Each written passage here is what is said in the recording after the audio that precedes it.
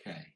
So just a reminder to everybody, this talk is about the idea of the keys to citizenship, and it's by me and Wendy Perez. Wendy, do you just want to briefly say hello to everybody? Hiya. And this talk is recorded, and we will be putting the webinar up, the recording up on the Citizen Network website.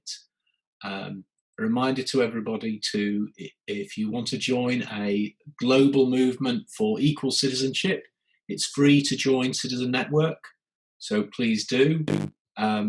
You can also subscribe to the Centre for Welfare Reform's newsletter. I'm already anyway.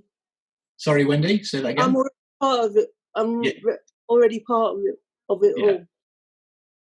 And yes, so again, just put questions in the chat bar, and Wendy and I will try and answer those questions at the end. And if possible, we will open it up so people can talk to Wendy and I and ask us questions directly. We'll see how many folk are on the call at the end of this and how we want to manage that. But we'll talk for about half an hour or so, and then take some questions.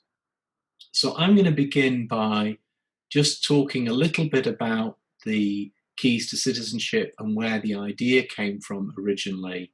And then I'm going to talk, Wendy will do most of the talking, and she'll explain the changes we've made to the keys to citizenship together and what we think, how we think these ideas might be useful for folks today. So, but just as a bit of background, so this book actually started life for me when I was working in Scotland in 1996. I started working with people with learning difficulties and with families, and we started designing support so that people could be full citizens as they came out of hospital. And one of the things it seemed to me was that the basic stuff that people need to lead a good life, enough money, a house, control of their life, all these things, it wasn't so mysterious that often the system pretended that these things were very, very complicated, but actually they were quite simple things, but sometimes people needed some basic information.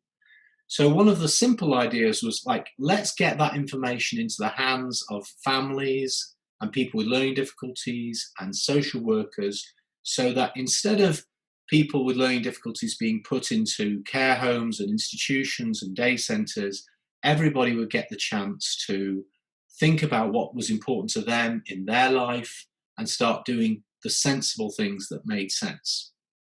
So the first idea was really, we're doing all this practical work, how do we share this information so that everybody can do something similar in their lives? But because my brain's a bit weird, I also started thinking about this as a philosophical thing. So I was thinking, what are we doing in the work we do in our own lives and in when we're supporting people? There were a lot of ideas around about how people with learning difficulties should be treated. And these ideas hadn't been created by people with learning difficulties, they're being created by professionals. And some of these ideas were quite nice, but they were a bit bossy, I think is the word I'd look for. Like, so that the idea was really, well, people with learning difficulties should live in ordinary streets. That they used words like social role valorization. So the idea was that people should take on valuable roles in the community. And of course, this is not a bad idea, but it seemed a bit strange to me that we were talking about people with learning difficulties as equals, which they are, but then we had this strange philosophy that didn't sound at all equal, which was about putting people in the place we thought they should be. Even if that place was the normal place, I was thinking, well, who's defining what's normal? I hope that makes some sense. So I thought what we really need to do is just start talking to each other as equals. And the idea of being an equal is also the idea of being a citizen. So if you're a citizen, then you're somebody who society says, yeah, you're one of us. And it seemed to me that it would be more useful to think about life as being about how we help each other be citizens. And that was not a special philosophy that only applied to people with learning difficulties. This was just a good way of thinking about everything that we did in life. So that's why the book is a kind of mixture. For those of you who've seen the original book, it's a mixture of practical advice and information and a kind of philosophical book about what we're trying to do and why we're trying to do it. So that's maybe enough as a beginning. I'm going to put some slides up that Wendy and I have created. But Wendy, maybe a good way to start. Can I say something before? Yeah, well, I was going to ask. I was going to exactly say something. Can I say something before? The reason I did the book, and it was really, really hard to confront Simon about it, is that I felt that it wasn't accessible. I felt some of the words and some of the pictures weren't bringing the message across properly. And at the time, I was doing my life story as well. So I thought, let's combine the both. Yeah. So you approached me several years ago now, and you were a little bit nervous about saying this to me, weren't you? Yeah. And somebody else supported me by doing that. So. I'm afraid I didn't realise I was so frightening. No, you weren't, but kind of. It was your book, so. Yeah. There was. It wasn't just so you told me that the book was not accessible, but what was the other thing you said that was missing in the book? Love. Love. In fact, you didn't use the word love, though, did you? No. What did you say was missing? I just said one chapter's missing. Yeah, no, you didn't. You said sex was missing from the book. Yeah, but that's kind of a bit of love, isn't it? Yeah, and I said, well, I can't write a book about sex, but maybe we could talk about love and include sex in it. And actually, that's a very big change to the book, because we've moved from having 6 keys to citizenship to 7 keys to citizenship. And we've been trying to change the language, haven't we, to make it much clearer. So, for instance, in the original book, the 2nd key was called self-determination. What do we call that now? Freedom. Freedom, yeah. And it's strange, isn't it? You think, why did we ever use a silly word like self-determination that nobody would ever use in ordinary life, when we've got a really brilliant word like freedom that we could have been using?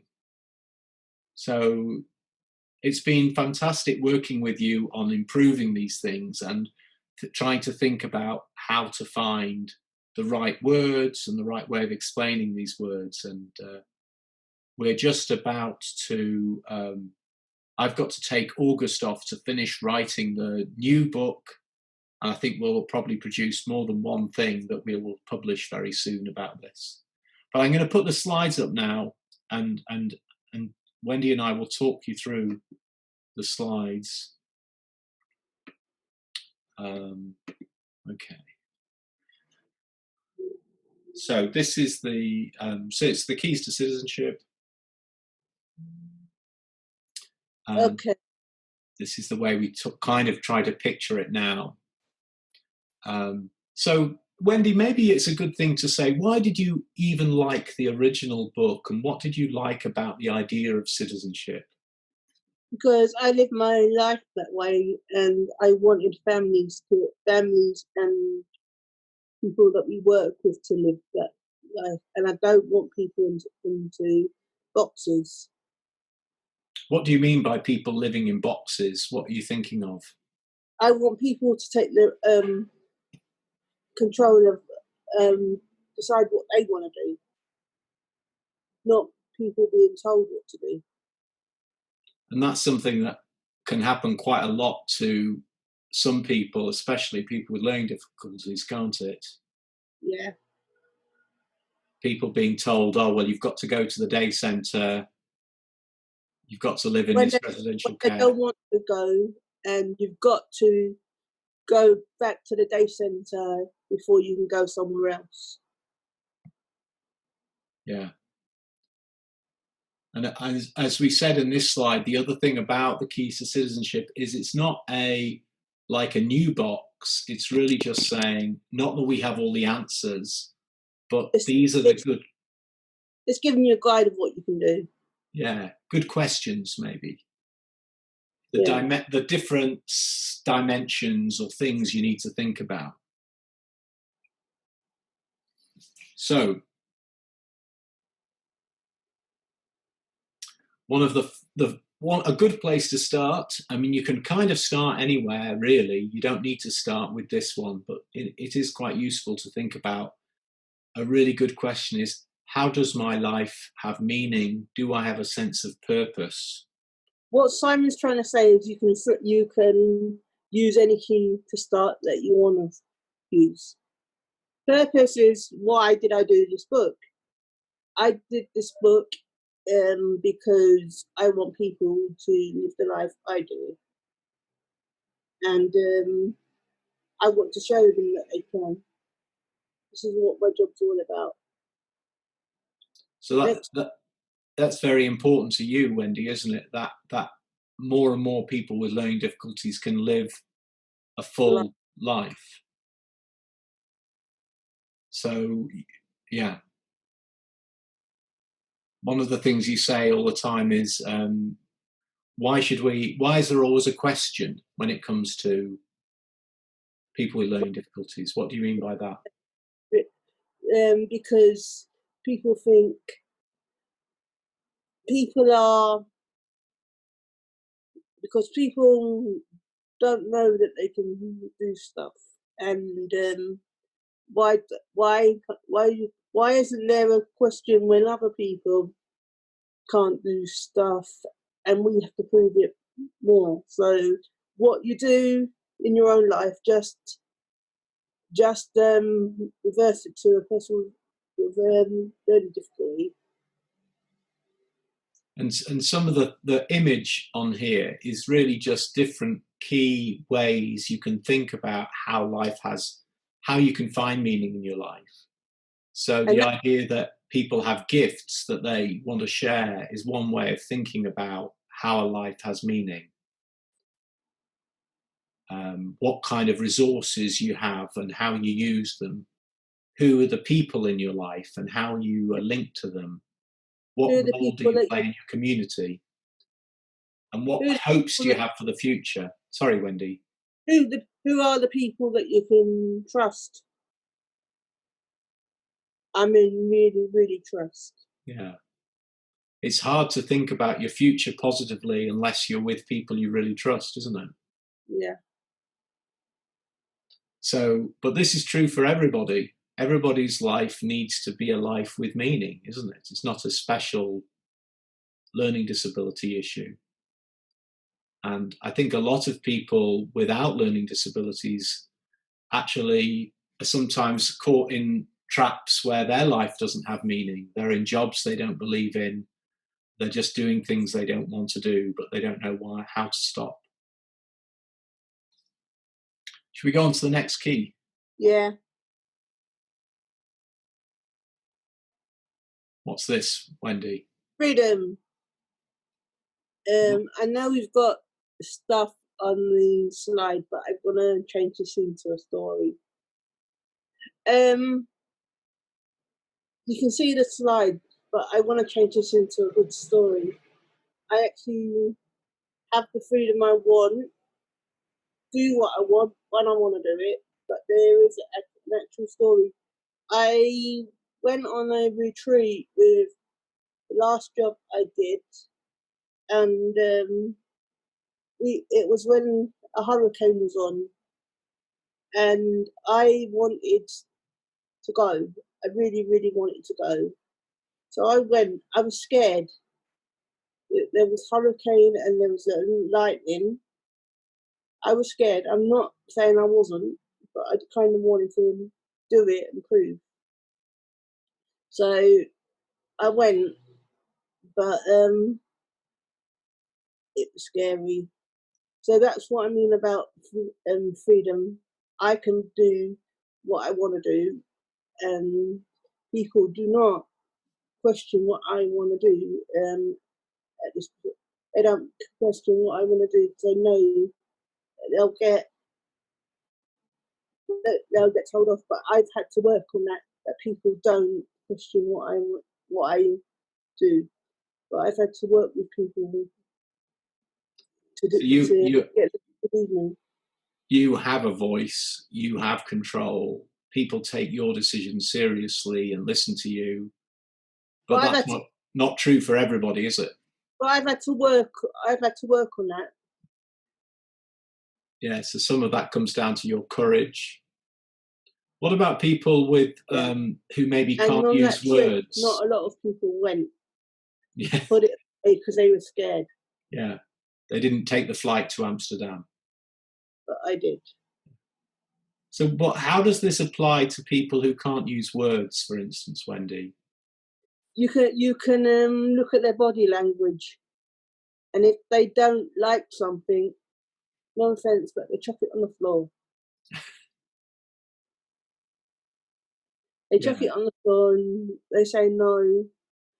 And actually, it can happen to older people.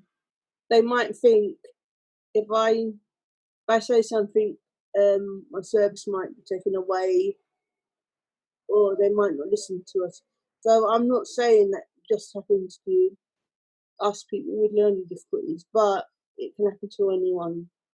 They don't have. Some people don't have the.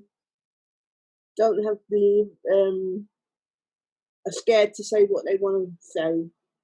It could happen to one of your support workers as well. No, I'm changing it to helpers.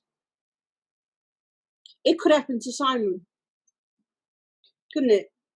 Yeah. Freedom is something actually we do create together in a funny way, isn't it? You can't be free on your own. You're free when you can make decisions for yourself, but also that other people can respect those decisions, listen to you. And so helping make freedom happen is something we do together, I think. And you're free to ask questions for people's opinions as well. Yeah. And they ask you for opinion. So this is a big issue for lots of people, really, how to help people be free. And it's, as you say, not just people with learning difficulties, but older people who can't use traditional words, or just sometimes people in a bad place, and they're too scared, or they don't seem to be able to take control of their lives. And so we need to support people to be free. A person that gets to know a person really well can tell by the way that they look at them as well. But, so even if you don't ask for help, even if you don't ask for whatever you want, they can know automatically. So the next key we put in money. Money. Yeah. Heck yeah, money. Money is to have. Go on. Money is to have the life you want to have, the way you want to have it. Like, I have a job. I can do what I want to do, and I can spend the money I want to spend. And I have cards to spend it, and I use my individual budget to spend it the way I want to spend it.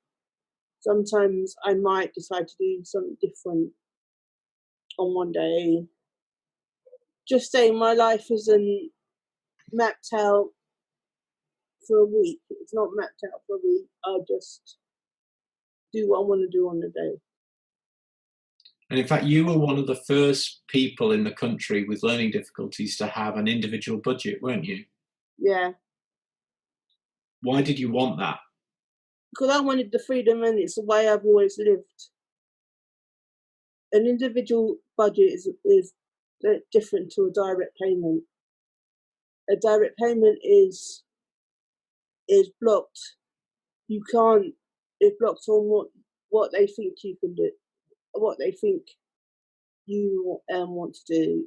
An individual budget, as long, or well, actually, yeah, as long as it's on your support plan, you can wiggle it about. So an example of that is you instead of paying somebody to support you to go to the football, what do? I buy the ticket and decide who I want to take. I've had a couple of 3 or 4 friends that have gone with me. Because you, for some strange reason, one of the things you're passionate about is not a good team like Bolton, but is Arsenal, isn't it? Yeah, and I just want to say Liverpool's just won the league. Yay! And but what you do is you buy a season ticket, and that allows you to have because you've got a wheelchair, you're allowed to have an assistant, aren't you? Yeah, but the assistant can't go without me being there. Yeah. So that's much more efficient use of money than paying somebody to come with you to a football game, isn't it? Just to be able to use that system. So I'm getting an opportunity to be in the community and be in the community, doing what I really like to do, and getting some frustration out as well. Yeah. Well, I think going to Arsenal to get frustration out, I don't know. Make me frustrated. So the next key in life is, as well as having some financial independence, is to have a home, isn't it? And what do we mean by a home? It's not just bricks. Your own home, not to be in a group home. So you can have who you want, and you can have help when you want, and you can do what you want. You can stay in, you can stay out, you can go out late, and you can have whoever you want to live with you. Doesn't matter who they are or what you want to do. You can decide what you want to do with people. You can have parties, put it that way.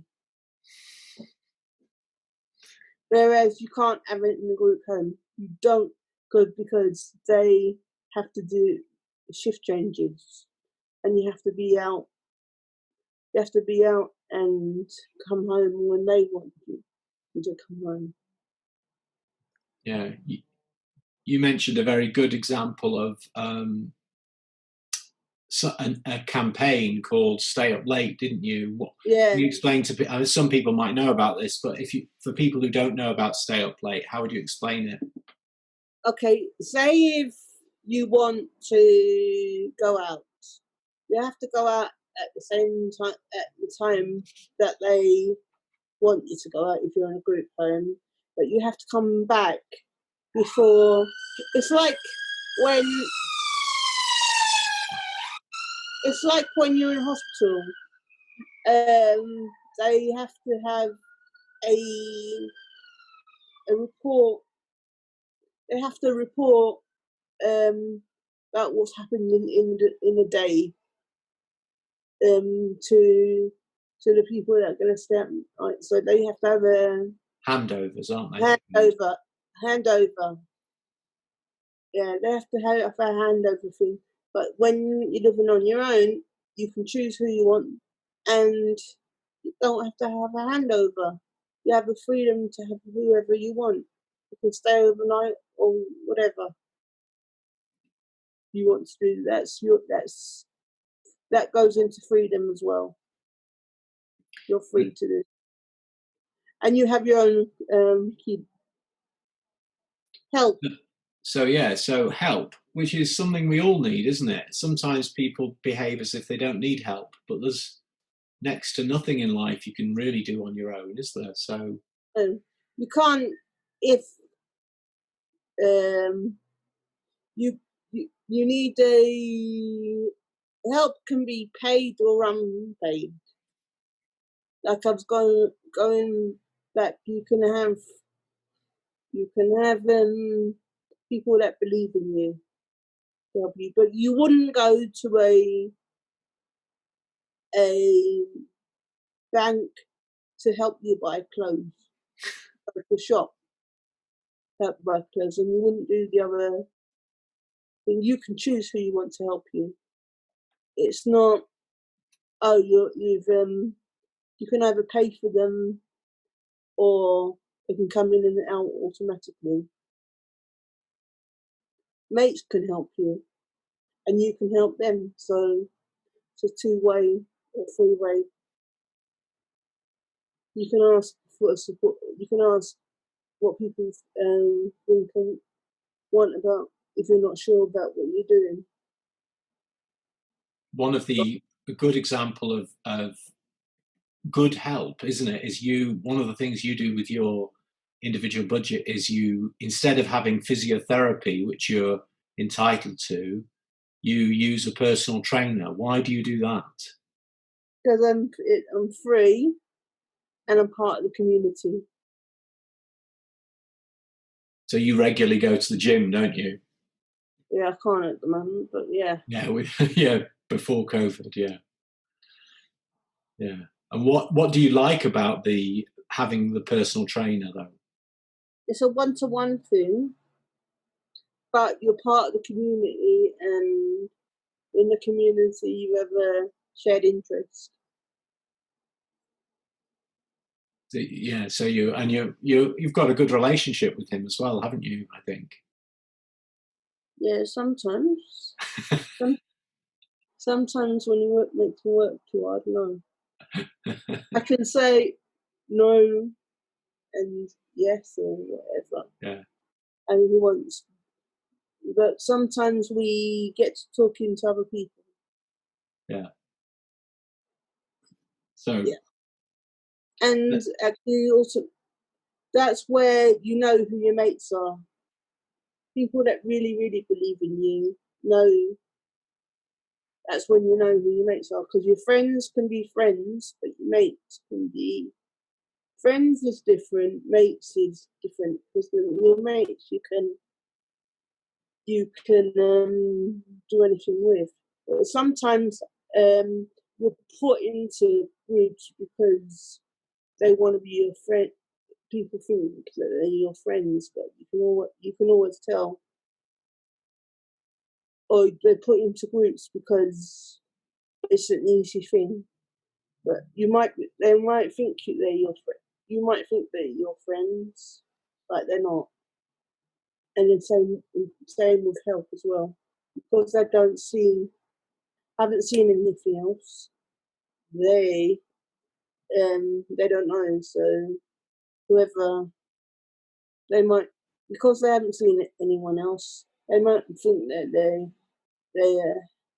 your friends, but no, that's where some abuse will happen. Yeah, I remember when I was helping people leave hospital in Scotland, one man, Trevor, he described, when you asked who his friends were, he listed all the staff in the hospital, but actually none of those people helped him move out, which is what he wanted, and none of them stood beside him. But there were two people, Ian and Suzanne, who really were mates to him. They were paid people. They weren't paid by him or the hospital, but they really worked their socks off and they loved him. So anybody can be your mate, but it's got to be a real thing, hasn't it? That's where you find out that, when we're training, we do like a friendship map. And loads of people in group homes or people that are paid. They put them in their family because they don't know anyone. They don't know anything else. Yeah. If people don't have enough real friends in their lives, then sometimes they think people are their friends who aren't really their friends. Yeah. So what's the next key then? Life. What's this about? You can have a real life, the life you want, the life that friends that real mates want for you. You can go and ask and go out with them when you want. Yeah, I've got real mates that on that. I've got real mates that we get up to things, which I don't want to do, but we've got up to loads of things that we've actually got stuck in certain places. So we've included in this things like having a job. Oh yeah, having a real job, not stacking shelves, and that having a real job is what's changed me. And we've also included going out and having drinks and stuff, and just doing what you want to do. We've also included self-advocacy or coming together with other people to get power, really, as well, haven't we? Because that's another important part of life, is actually getting political and changing things. Because a lot of things are not fair, are they? Right. And as certain people know, I can go too far on that one. And we've included, but also included like fun and doing things together, joining in community groups. These are all different ways that we can build a life of meaning and contribute back to the community. And people with learning difficulties are fantastic citizens in this respect. They think that we want to just take, but in life we want to give as well. Yeah. In different ways. Even if you can't speak, you're still giving in the community in life. When I work with self-advocates, often I find that when you talk about what people are doing, people are actually some of the best citizens around. They're contributing, helping other people, making a difference in their community better than many other people. Because we have to prove it. Maybe that's it, yeah. And the last key to citizenship, which is really the key that's there because of you, Wendy, is the key of love. So what are we encouraging people to think about here? Go out from when you want to, with whoever you want to, and we're encouraging people to say if they're getting abused, and we're encouraging them to have a relationship, no matter what. And if you think you're having if somebody's abusing you, it's your right to say no. And you can have different relationships. It doesn't matter whoever they are, and you can take it at your own pace. I think one of the points you made to me was that if we don't talk about love and sex, then actually that is encouraging abuse. And we have, can I say something, Simon? We have at conferences we've had people helpers taking people out because they do not want them to hear stories like that.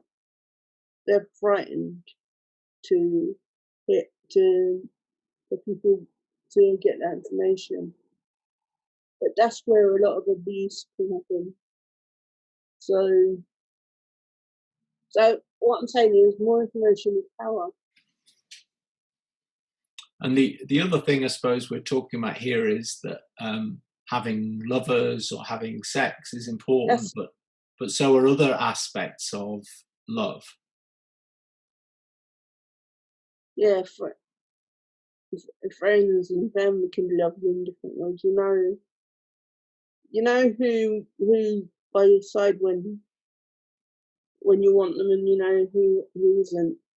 You know who's by your side. Really by your side, because some people are by your side because they want to and because they're paid to. But you actually know who's really by your side. Yeah. That way. And really, maybe in a way, love is the most important of all the keys, isn't it? Yeah, and I didn't mention this the other day. A lot of people think that people with different communities can't have a relationship, but they can. And a lot of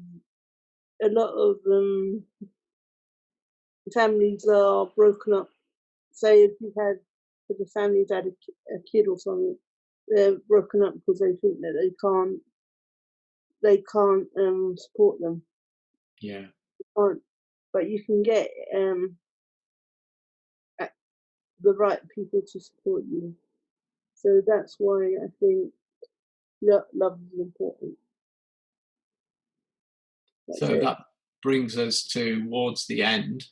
So, so just shall I just say a little bit about what Wendy and I are doing next, really? So we think this framework, these 7 keys, still seems really useful. People still seem to really like it. So we've tried to improve it and make it easier to share. We started up Citizen Network 3 or 4 years ago around people who really wanted to use these ideas, and that's spread around the world now. So there are, I think, 23 countries who are involved in Citizen Network. We will publish another book later in the year, maybe 2 books, I think, is where we're at the moment. Because I did one as well, what keys meant to me, as well as the original book that's going to come out. And already these things, there's a guide for providers that was written by Sam Sly and Bob Tyndall, and that's a really good book. It's free to download. If your support provider needs a little bit of information about how to think differently or do things differently, that's a great place to start. And there's already one accessible guide that's again available on the Centre for Welfare Reform's website. So if that's useful to people, the Keys to Citizenship book is now, we've sold all the copies, so there's none left, but we will produce a new version for sale. Sorry, Wendy. I've got 2, but I'm working to work on them. So I'm going to stop the screen sharing now, and we've got, I think, loads of questions. So we've got to probably try and make sense of some of the questions. Okay. So Naomi Davis has said this point. My niece has barely any language, and we're currently in the place of arguing for her. It's incredibly difficult, but easily overlooked. The service being paid to care seems to have all the power at the moment. So what's your experience of some of this, Wendy? What do you think? This is what I mean about people in boxes. I think that they should reverse it. How would they want their life to be? And I think they should go back and show how the person wants to live their life, and whoever's working with them, work with them to have a case to go back to your provider. Like, I don't like using that word, but like do a plan and have written, hate using this word, Yeah. have written examples to show. And it's hard work if the service provider starts to resist good ideas, because they think they'll lose the money. Yeah. Because money is ring fence, is part of the service. They think that they'll lose money, but I think that they will the person will get what support they want, and the support's different. It doesn't mean that the people it doesn't mean that they're going to lose their job. It just means the support's going to be different. Yeah, and I think in practice, for Naomi's question, I think if you can't get that organisation on board, one of the strategies I've always ended up using is what Wendy says, which is, and you can use the keys to citizenship to help do this, because actually it provides a framework for developing a kind of alternative plan. I do my support plan in the keys way. And then you can kind of say, well, this is what this would take, and including financially, and challenge the system. In the end, it's hard for the system to resist. They will sometimes, but if you have a good plan with costs attached, and you can show why it makes sense for the individual. It's cheaper actually doing it our way.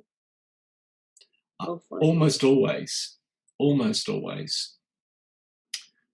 So if you want to speak, we can't, there's so many people, you could put an H in the chat bar as well. We've got about 50 minutes left. So at the moment, I'm going to try and take some of these questions. But if you'd actually like to ask Wendy or I a question directly, you can put a little mark say that in the chat bar, and then we'll try to go to you. Oh, look, Russell has done that. So let's see if I can find Russell on this screen.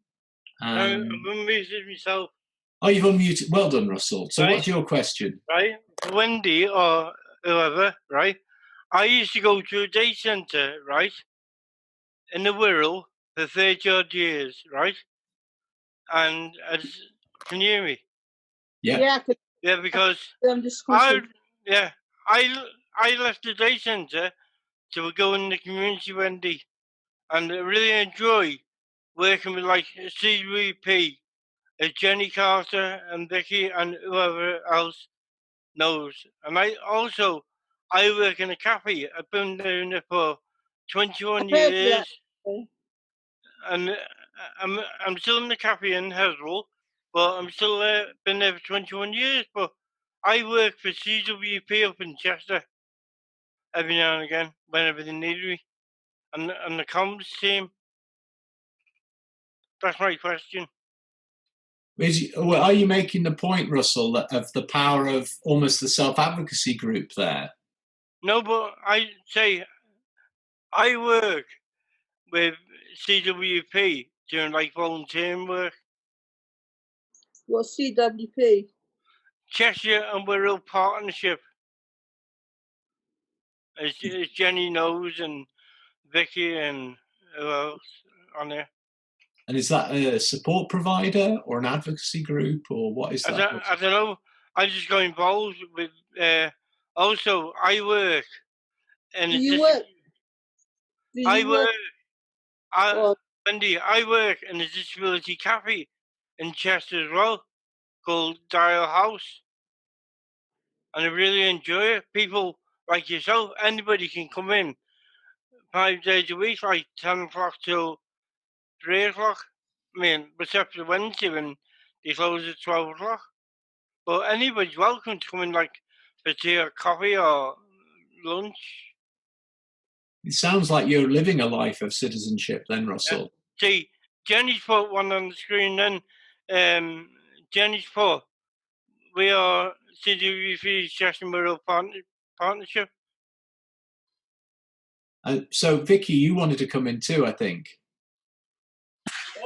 Yes, thank you, Simon. It was a question for Wendy, really.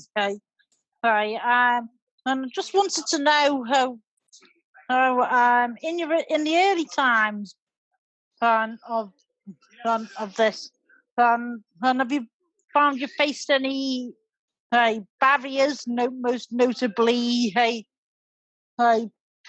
either the local authorities' attitude or like, no, we can't do this, and it's a nice thing to do. Oh, nobody would be interested. If you get what I mean. Yeah, quite a lot. The point is that they don't like me. I had to take the support, the individual budget. I had to introduce it, and yeah, we've got loads of barriers. Just say that they wanted to for one of the jobs I want. They wanted to do a risk assessment, but I'd already got the job.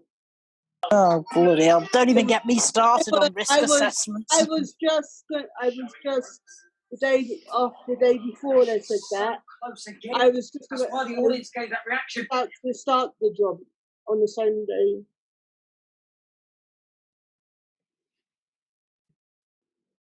So yeah, I have. Look at you now. You've overcome them beautifully. I've always lived my life this way. I haven't lived it any other way, so I don't know any other way. And good for you, if I may say so, Wendy. So somebody else on this call is Mary Claire must be in America, I think. Yeah. Mary, you were talking about you've done some training around this. Did you have a kind of point you put something in the chat about purpose? Do you want to come in? Oh, hi everybody. From with the state of Wisconsin in the United States.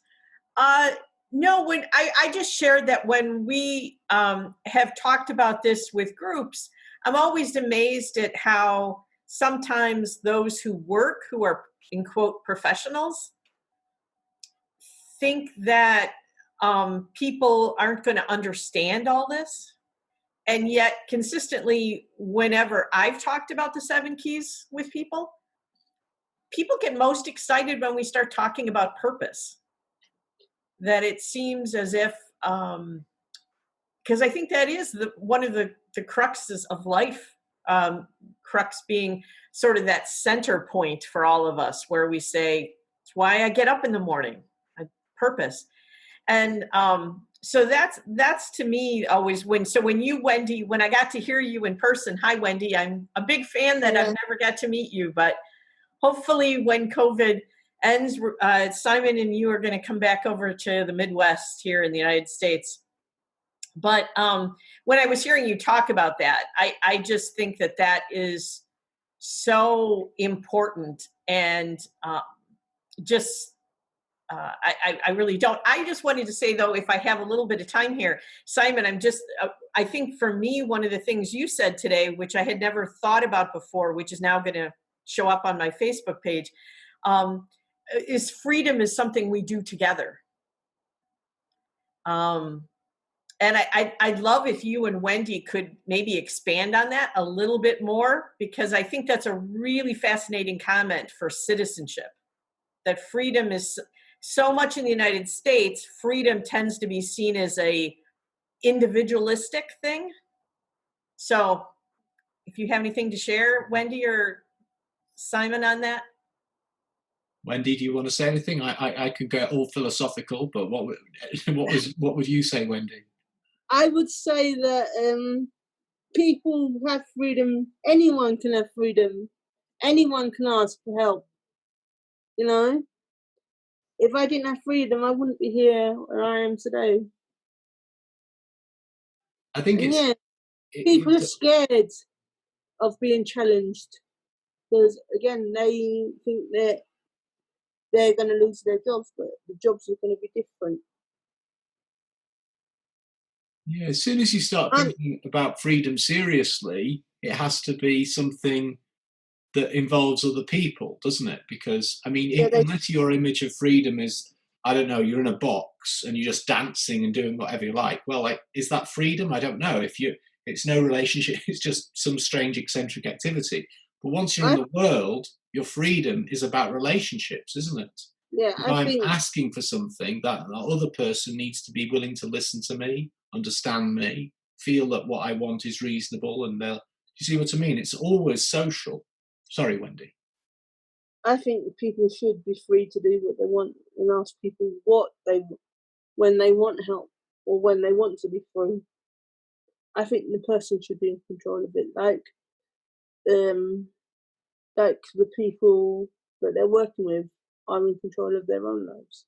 So what I'm saying is reverse the coin. You know, like heads or tails. Yeah. You know what? Yeah, so I think it is useful to think. Freedom has always been political as well, Mary. If you think about why people use the word, where's the word come from?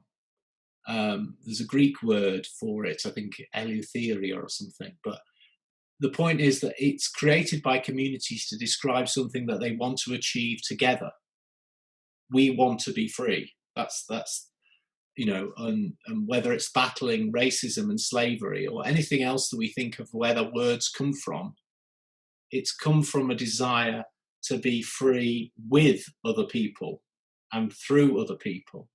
And I think that in many ways, what self-advocates and people with learning disabilities have been fighting, they are freedom fighters, and that they their cause is very similar to the cause of many other groups that have been oppressed.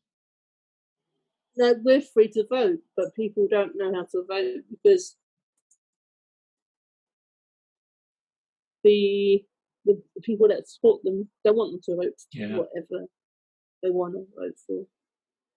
They influence. Yeah, you can have a technical right to vote, but if nobody around you believes in you or trusts you or supports you to exercise that right, then you've lost the real freedom to vote, haven't you? Yeah. It's strange, actually. That's just reminds me of in Australia, we published a paper about this, but in Australia, it's the law that everybody has to vote.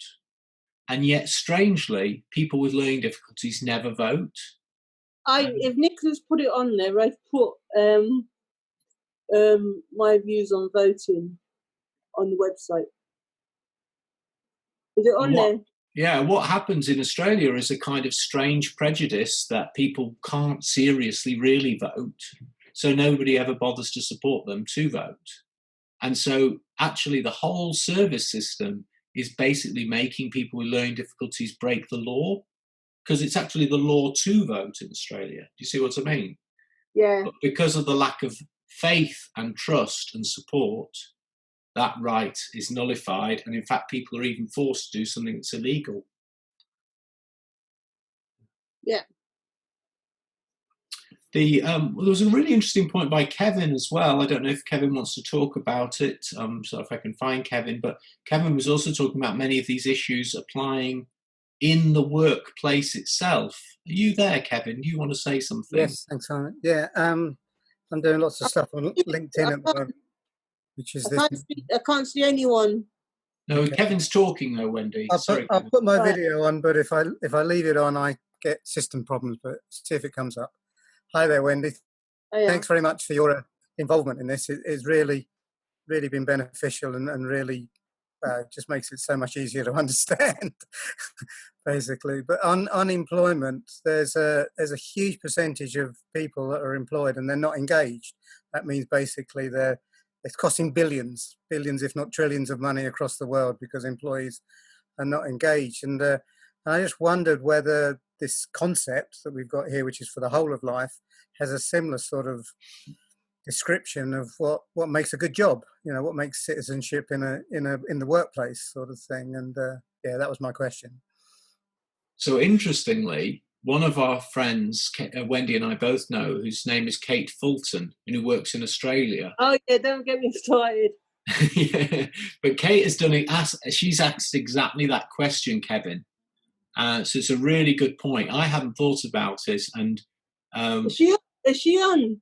no, I don't think so. Well, I haven't seen her name. She's probably sleeping. Yeah, Probably sleeping. but she's done exactly what you've said, Kevin. So she's applied. In fact, there are resources. I'll make a note to put this on the recording page when we do the webinar. I can't find the link quickly enough at the moment. Can I say something to that, Simon? Just say that if somebody,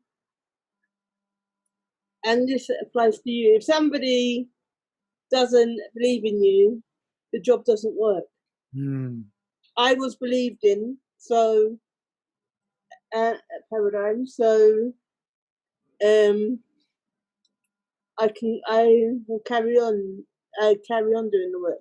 But somebody wanted to take my job away, so but we didn't stand for it, and I wasn't told not to talk to them, so but we didn't stand for it, and we got rid of her. Yeah, go on. Sorry. And I actually felt much better, and I got more targets with somebody that believed in me, but they were supporting me because they wanted to support me, and I was part of the team because of it. I wasn't a tokenism part of the team, but I was really part of the team. And that's how I've learned what I've learned today. So I can't probably do justice to Kate's work, Kevin, but I'll share a link in when we put this all up on the Citizen Network website. So I think you might find that very interesting, what she's been doing. And we also published some work on, I don't know if people are familiar with the idea of basic income, but we have one of our fellows is a researcher in occupational health. And she's argued very strongly that exactly what you're saying, that good work is the thing we should be trying to promote. And good work actually has really the features that we've described in citizenship, that people are doing things that are meaningful, that they have friends, they get good support, that the system is fair. So there is a kind of really interesting relationship, I think, that probably needs more exploration, but I think you're on the right lines. Even if you don't have spoken language, you can still work, and you can still get up to naughty things. I'm not saying nothing here. So we're coming up to the hour mark. I don't know if there's anybody else. Oh yes, so Jenny's asked the right question. So let me end on that. So yes, so we will publish all of the webinars, get published on the Citizen Network page. There will be an email that will come out to you with the link. It'll be in a week or so when we've set it all up. But we'll include these links to the things we've just discussed and anything else that feels relevant. As I say, stay in touch, use Citizen Network. There's a Facebook group you can contribute to, and stay in touch with the Centre for Welfare Reform. And a big thank you from me. Wendy, do you want to say the last word? Just thanks for listening, and just get on and do it, and prove it that it can happen. Get on and do it. Okay. Thanks, everybody. Cheers. Thanks a lot. Thank you, boys. Yeah. Bye. Bye. Thank you. Bye. Bye.